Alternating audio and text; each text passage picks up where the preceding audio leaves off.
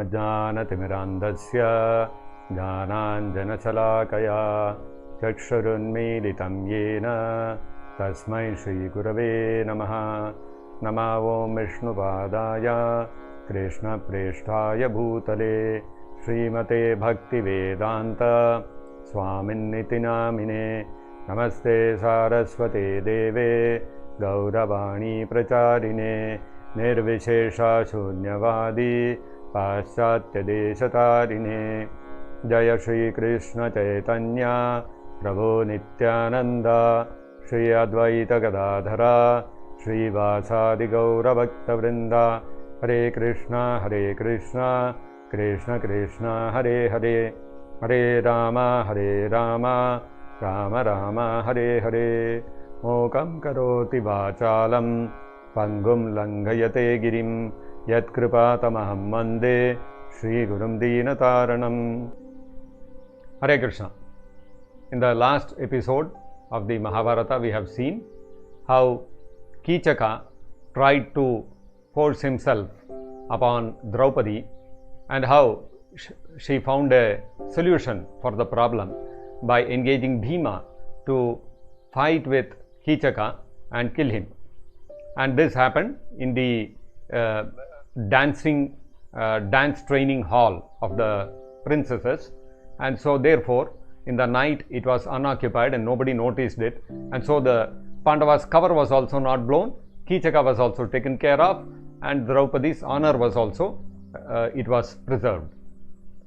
Now, although Draupadi managed to escape from the pot of boiling oil, she literally fell into the fire, from the frying pan into the fire.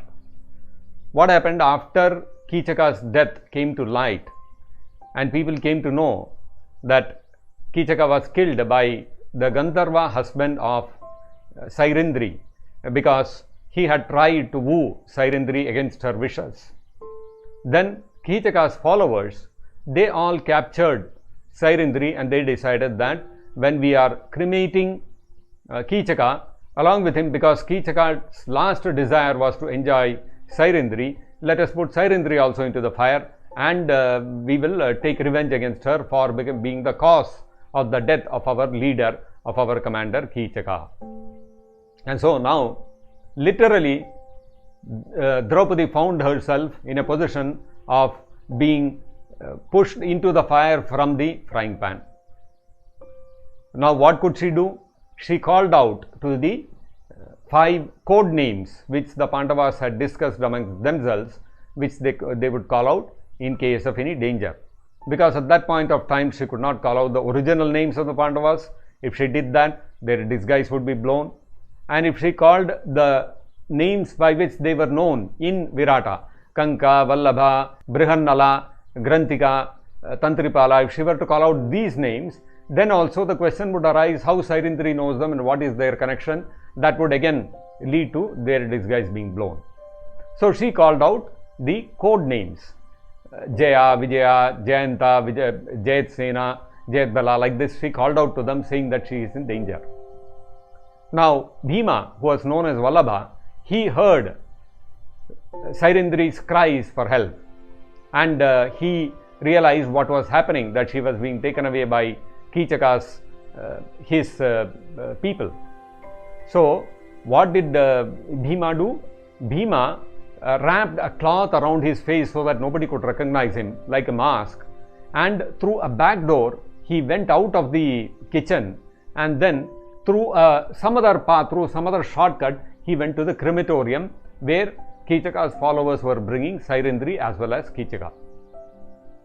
When the followers of Kichaka dragging Draupadi along and then carrying Kichaka, naturally we can expect they are taking the procession of a dead body, so they would have passed through various streets in the city, because Kichaka was one of the prominent people in the city. He was the commander in chief of the army.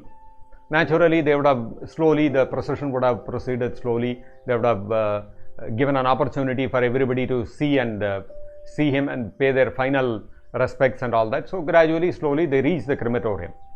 When the whole retinue reached the crematorium, they found one huge tall man standing there with one uprooted tree in his hand, and wearing a mask around his face, who was actually none other than Bhima. And so these Kichakas understood that this man is not in a peaceful mood. He is standing in a fighting mood. And they guessed, who is this man who is stopping our path? And they guessed, oh, this must be one of the Gandharva husbands of Sairendri. Come on, let us kill him also. And they took up their arms and they rushed towards this man who was standing like death personified. And these people, the followers of Kichaka, were not small in number. Nowadays, when we see some demonstration happening, we see some 10 people gathered together, media comes and takes their photo from one angle and say there are a lot of protesters and all that. But this was not like that. There were about 300 of them, not a small number, big number, and they were all warriors. They all fell upon Bhima with a vengeful spirit because they wanted to avenge the death of their leader. And now Bhima was also he was not in a conciliatory mood. There was so much pent up fury inside him also. So many years over, they have been living in forest exile, then they come to to Virata to live in incognito. So much humiliation, he could not vent out his frustration and anger. It had all been building up. So now was a great opportunity for Bhima to vent out his frustration and anger built up over almost 13 years. So Bhima also fought furiously with them, and in no time, everywhere there were hands, legs, heads strewn around, torsos with headless torsos. There was blood flowing around. In a short period of time, Bhima finished all of them. And then after he killed all of them, Bhima released Sairendri, and then he took the shortcut again, and unnoticed by anyone, he went back to his place in the kitchen. And finally, Draupadi, as Sairendri, she silently walked back to the city. And suddenly the people are seeing that just now this big procession of 300 people, they had taken Sairendri with an intention to burn her with Kichaka, and now she is coming back unharmed. And people started questioning, what happened? Then slowly news started coming in that there was this Gandharva husband of Sairendri who came, and he has killed all the followers of Kichaka also. Now this news started spreading like wildfire, and the news reached the king Virata also. So Virata, now what to do? There was nothing much he could do. He made arrangements for the cremation of Kichaka and his followers properly. Then after that, he approached his wife Sudeshna, and he told her, see, this Sairendri, she is creating a lot of problem. Because of her, Kichaka got killed. Now my commander-in-chief is gone. Now his 300 followers, who are the strongest and most powerful warriors in our army, they are also finished. Now to keep Sairendri with us, I am very afraid. Tomorrow something by chance, some mistake, I tell something, or I look at her in some manner which she takes differently, then I will also be finished. So it is too risky to keep her. So you please tell her that the king came and told, king wanted to come and talk to you, but king is very afraid to speak to you directly for the fear of offending you in any manner and then taking the reaction of your husbands. So king has said, please, we cannot live in this kind of dangerous situations. So you please go wherever you want. We will not create any problem for you.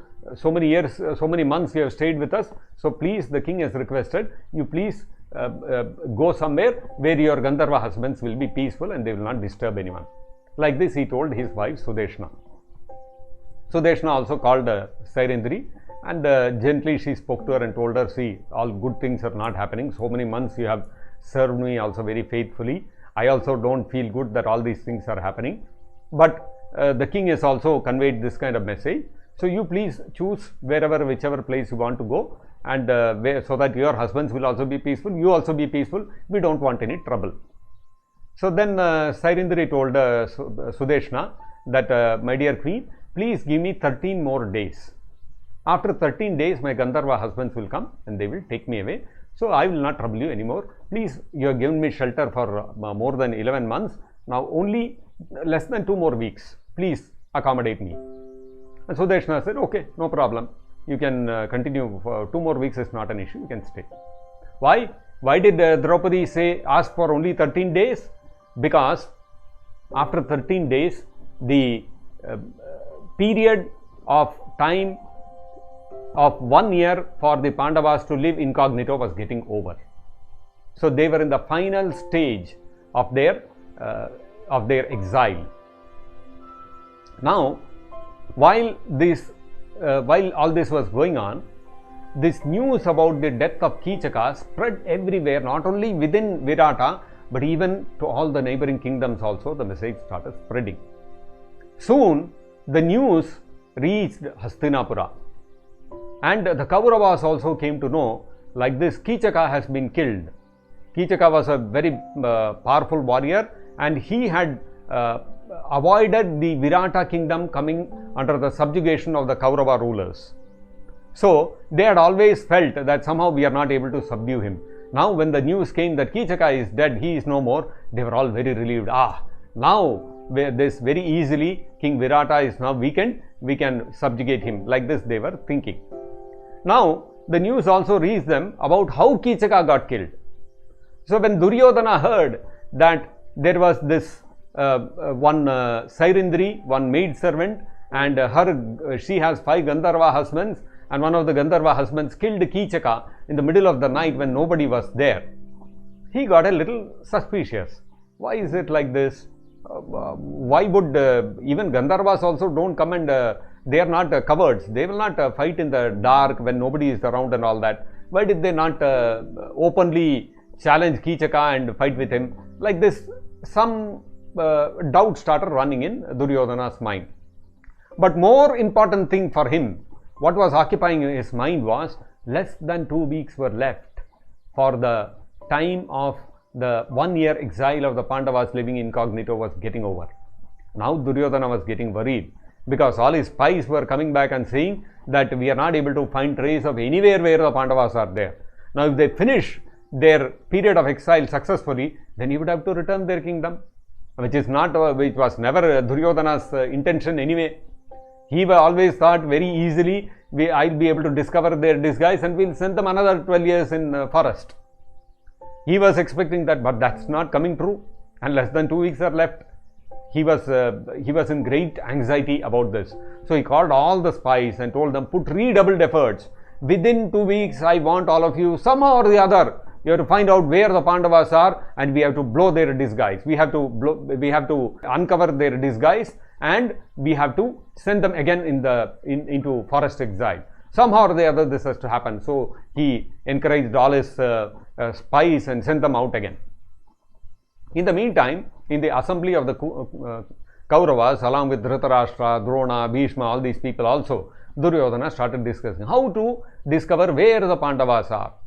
And he was telling how these spies are coming back and they are reporting that they are not able to find the Pandavas. All these things were going on. Then Bhishma gave an idea to Duryodhana. Bhishma spoke to Duryodhana and he told him in the assembly, I will tell you where to find Yudhishthira and the Pandavas very easily. So Duryodhana's eyes pricked up. Okay, so how to find, please tell me. Bhishma told, the easiest way is, you find out which kingdom the citizens are all very dharmic, they are all righteous, they are very pious, peaceful, and the kingdom is very prosperous, without any diseases, without any problems, very peacefully they are able to carry on their activities. Wherever Yudhishthira is there, because he is dharma personified, therefore wherever he lives, all the citizens will be very dharmic, there will be no adharma, people will all be living very righteously, and they will not be facing any of the problems of material nature. So find out such a place, you will find that the Pandavas are there, and you call the Pandavas, beg for forgiveness, return the kingdom to them, hand over Hastinapur also to them, and subjugate yourself to them. Bhishma said like this. Duryodhana flared up. He said, what is this? I am asking you for how to discover the Pandavas and send them back in forest, and you are telling me to give the kingdom to them. Now he cannot, of course, Duryodhana could not fight back with Bhishma also, but he was angry, but he couldn't say anything. Then Duryodhana said, I have got somehow again in his mind, the whole incident of Kichaka's death came back to his mind, and he said, I have somehow got a doubt that this Sairindri, because of whom the Kichaka got killed, looks like she is Draupadi, and looks like Kichaka must have been killed by Bhima, because nobody was more powerful than Bhima in front of Kichaka. Kichaka was so powerful, there was only Bhima who was more powerful than them. And the way he has been killed in the middle of the night when nobody was there and nobody saw the whole fight means that Bhima must have done it so that his disguise is safe, it is not uncovered. So so looks like Virata may be the place where the Pandavas are living in disguise. Like this, Duryodhana started surmising. Then Shakuni called Duryodhana aside and told him, if that is the case, let us do one thing. Let us attack Virata, and because King Virata now, Kichaka is not there, he will be weakened. And if the Pandavas are there in the kingdom of Virata, naturally they will come forward to protect the king. Then their disguise will be uncovered. Now Duryodhana said, very excellent idea. Let us do this immediately. Let us take our army and set forth. And Dhritarashtra also said, yes, please do. Now Bhishma and Drona are looking at each other, and Vidura, what is this? Dhritarashtra, the emperor, is also hand in gloves with Duryodhana, so they could not say anything. So Duryodhana called one of their ally kings and he told him, you attack Virata from one direction, I will attack Virata the next day from another opposite direction. In this way, we will hem them in from both sides, and Virata will not be able to manage the situation with his army on himself. The Pandavas will be forced to come to his rescue. So let us do this. So the very next day, the allies of Duryodhana, they attacked the kingdom of Virata. They attacked the kingdom of Virata and they started taking away his cows. They were at the outskirts of the city, and so the cows had come there for grazing, and the cows are like the citizens of the kingdom. Even the cows are supposed to be given special protection by the kings. In the Vedic civilization, elderly people, women, children, cows, and the priestly class of people, these 5 classes of people had to be given special protection by the king under all circumstances. It was the duty of the king.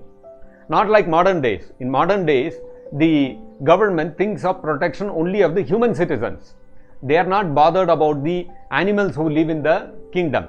The animals are sent to the slaughterhouse and the human beings should be protected. This is the current day government's policy all over the world. But in the Vedic times, every living entity who takes birth in a kingdom is called Praja. Praja, Jayate. Jayate means to take birth. Whoever takes birth in the kingdom is called the citizen of the country, of the kingdom. So, even animals take birth within the kingdom, they are also considered citizens. Citizens in what respect? In respect of the receiving the, having their birthright to receive the protection from the king from bodily harm, and as well as for their welfare activities. So, it was the duty of the king to protect not only human beings but even animals, plants, all of them had to be protected suitably. So, when the cows were taken away, the cowherd all came running to the court of King Virata, and they informed him, like this, the neighboring kings have attacked us and they have taken away all our cows. So King Virata said, oh, this is a matter of aggression. As a king, I cannot sit silently. So assemble my army. I'll go and fight the opposing king and I will have to bring back the cows. So why? Because if somebody attacks the city of our country and kills some civilians, the army will not keep quiet. They will retaliate. So since the cows were also accorded the same status, they were also given the status of citizens and they had the right for protection. King Virata had to take such an important step, such a critical step he had to take. And now Kichaka is not there. All the 300 followers of Kichaka, the most powerful of his warriors, are also gone. So looking around, Virata thought, let me take Kanka also with me. Looks like, because Kanka was also physically he was well developed and he had all the looks of a Kshatriya, although he was playing only the role of an advisor to King Virata. But he thought, let me take Virata also along. Whatever help he could assemble, he wanted to take along. So he called Vallabha also, he called Tantripala also, he called Granthika also, called all of them, you also come with me. Because Virata, somehow he felt that these people are not the ordinary people they are presenting themselves as, looks like they are far more capable. So he thought, let me take them along, and if they are very capable, we will come to know in the battlefield, and if they are very capable, then I can promote them. And anyway, I need a replacement for the commander-in-chief for my army for replacing Kichaka. So if one of these people turn out to be good, then I can promote them. So thinking like this, Virata took them also along. Of course, he did not take Brihannala because she is a eunuch. Nobody expected her to have any fighting ability. So Virata took all of them, took his army, and they came to the border of the city, and a huge fight ensued between the two armies. On the one side, there are the opposing kings, and this side Virata along with Kanka and Vallabha and Granthika and Tantripala. The fight was raging very furiously, and the Virata was also fighting very valiantly, but he was finding it difficult. So when Yudhishthira saw that they had to support the king, it was not right that they keep quiet. So he told Bhima, please go forward and help the king. At the same time, don't overexpose yourself so that people if they see your full power, then people will immediately guess who you are. So show a moderate power. At the same time, you have to help the king to overcome the enemy. And so with a lot of restraint, Bhima also jumped into the field, and even with restraint, there was nobody in the opposing enemy who could match them. Left, right and center, heads were rolling, soldiers were falling, and by evening, the Virata and all his army, along with these four Pandava brothers, they had routed the enemy army, and the enemy army fled away. So since it was already evening, Virata looked back at all these four people who had accompanied them, and he said, I have noted your bravery and your valor and your capability in fighting. All four of you have fought wonderfully, especially Vallabha has been very good in the field. I'm very happy with all of you. So I want to reward you also. Once we go back to the kingdom, I will reward you also. I'm very thankful that you came and accompanied me. And the Pandavas were also, no, it was our duty. You have given us protection. So when you are in danger, it is our duty to be standing by your side, and all those kind of things. And it was the custom that the evening when a battle happens, the Kshatriyas who have engaged in that battle, the victorious army, they rest in the battlefield for the night, and next day they go back to the kingdom. This was the normal practice. So all of them put camp, they put tent, and they stayed for that night in the battlefield itself. And next day morning, the sun rose, and after the sun rose, they took their bath and finished all their morning ablutions, and they started back to the kingdom of Virata. So they came back to the capital city, and when they entered the palace, they were very victorious. They were received very well by all the people. Oh, our king Virata has come back victorious. There was great joy. And when he came back to the palace, the citizens informed him, while you are away, today early morning, another group of army headed by the Kauravas attacked the city from the opposite side. So King Virata said, oh my God, then what happened? What is happening there? We were away, we were not there. Now who has gone to fight with them? Then the citizens informed him, your eldest son Bhuminjaya has gone to face the Kauravas. So King Virata said, oh, Bhuminjaya, but he is no match for the Kauravas. Whom has he taken with him? Who has accompanied him? Is there someone strong enough to go with him? Unfortunately, I had taken away Vallabha and all these people. Otherwise, one or two of them, if I had left behind, they could have gone with Bhuminjaya. Nobody would have foreseen that from opposite direction, another army will come and attack them. So all of them informed him that Bhuminjaya has gone with the eunuch Brihannala. When he heard this, Virata held his head. My God, what have you people done? How can you send him with a eunuch? My son will be killed in no time. He is anyway no match for the Kauravas. Big people are there. Duryodhana, Bhishma, Karna. Even half of them is enough to kill my son. And you have sent him with a eunuch. People have gone mad or what? So like this, Virata got very upset. Actually, what had happened was, while in the morning the Virata and the army had not yet returned, the Bhuminjaya was administering on behalf of his father. His father, while leaving to handle the opposing enemy who had taken away the cows, he had told Bhuminjaya, in my absence, you officiate on my behalf. So Bhuminjaya was sitting on the throne, and early morning, he got the news that the Kauravas have attacked Virata from the opposite direction. So Bhuminjaya told, oh, what to do? Now the entire army has gone away. And he said, I myself will fight very strongly with all these Kauravas. I am ready to fight. But I don't have a charioteer. There is nobody who can act as my charioteer. Then at that time, Brihannala sent a message to Bhuminjaya through somebody saying that this Brihannala acted as a charioteer of Arjuna, so she knows how to drive the chariot. So the information reached Bhuminjaya. Then everybody, even Sairindri also spoke to Bhuminjaya and told him he is very capable, you take him, don't worry at all, he will help you win over the Kauravas and all that. So now Bhuminjaya could not go back on his words. They already has spoken so boastfully. So now what to do? Now he said, okay, Brihannala, come, we will go. And he clad on his armor, took his bow and all that. Come on, Brihannala, we will see. We will see who these Kauravas are there. I will show my valor today.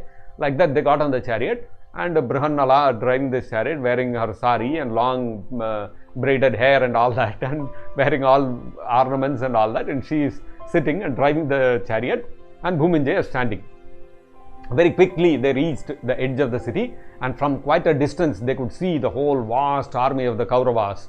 And there are the splendorous chariots of Bhishma Dev, Dronacharya, Duryodhana, Karna, Kripacharya, Ashwathama. Practically the entire Kaurava army was there.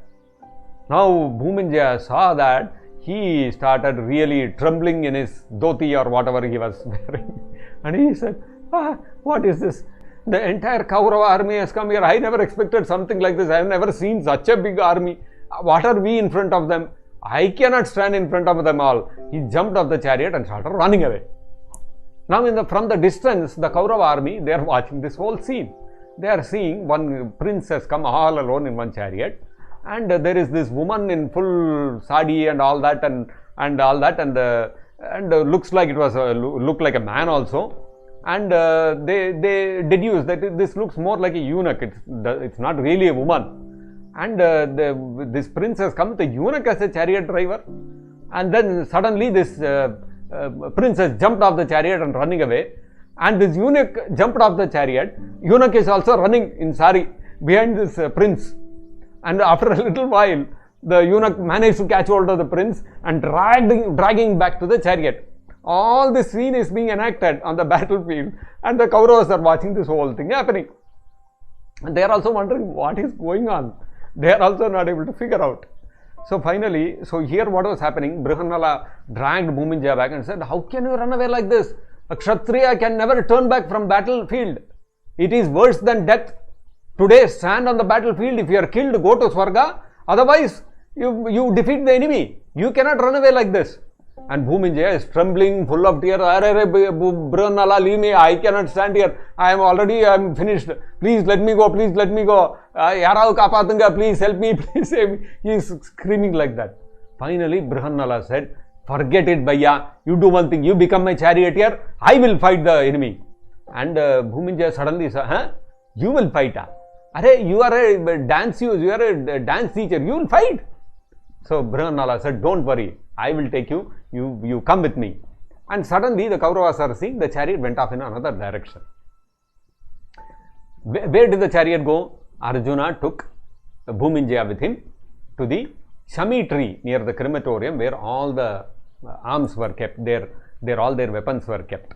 And Brihannala told Bhuminjaya, that this one is there, no? That packet, it is there on top of the Shami tree, you bring it down. Bhuminjaya looked at that and he said, that is some old woman's dead body. What, you want me to bring that down? And some ghost will come and attack me. First of all, there is that army, and you are saying you will fight them. Now you are telling me to bring down one dead body. I cannot do all this. Then Brihannala told him, "Arre, it is not a dead body. There are some weapons there. You go and bring it. I'll show you." So then, with great this one, Bhumija, from where I got stuck, somehow I should have kept quiet in that assembly. Somehow, something I told, I'll go, I'll fight, I'll do all this. Now I'm stuck like this. Anyway, what to do? He climbed on the cemetery and brought down that whole package, and he unfolded it. Brilliantly shining all kinds of weapons. One brilliantly shining bow, and there is one big gada and swords and all these kind of things. And Bhuminja, when he saw that, he got shocked. He said, "These are not ordinary weapons. What are these? Well, to whom do they belong?" Then Brihannala started pointing out, "This bow that you are seeing, this is called the Gandiva. This was used by Arjuna. And this mace that you are seeing, this is the mace of Bhima." Like this, he started pointing out the weapon of each of the Pandavas. So then this Bhuminjaya, he asked Brihannala, "How did this come here, and how do you know that these are the weapons of the Pandavas?" Then Brihannala revealed to him, "I am actually Arjuna, and Vallabha is Bhima, Kanka is Yudhishthira, Grantika is Nakula, and Tantripala is Sahadeva. So we are the 5 Pandavas, and Sairindri is Draupadi." When this Bhumijaya heard this, he was shocked. And he said, "How can I understand that you are Arjuna? Give me some proof. Can you tell me the 10 names of Arjuna?" Immediately Arjuna started reciting his 10 names. He was famous as Savyasachin, he was famous as Vijaya, he was also known as Kiriti. Like this, Arjuna had 10 names. He immediately recited all of them. And then Bhuminjaya fell at his feet, and then he said, "I accept that you are Arjuna, you are one of the Pandava brothers. But how all this, why are you like this, like a eunuch?" And so Arjuna explained the whole thing to him in brief, and he told them out of the incognito they had to come like this, and that's how they are there. And so now Bhuminjaya got a lot of confidence. "If you are Arjuna, then I have no worry. I am ready to act as your charioteer." So he also sat down on the chariot. Now all his bravery had come back, confidence had come back, and then Arjuna, he drove Arjuna back to the battlefield. And then Brihannala, Arjuna, took up his conch, and loudly he blew on the conch. That conch of Dhananjaya, Arjuna, it was a divine conch, and it emitted such a wonderful sound that practically Bhuminjaya fell off the chariot. And the horses also, they also fell down. And then Arjuna said, "Hey, my dear prince, you are supposed to have a strong heart. Come on, get up. One sound of the conch, you cannot fall down like this." So then Bhuminjaya also got, sorry, first time I am also hearing something like this. So I got shocked, and out of surprise I fell down. So then Arjuna told him, "Don't worry, you sit down again. Once more I will blow the conch. I am warning you beforehand."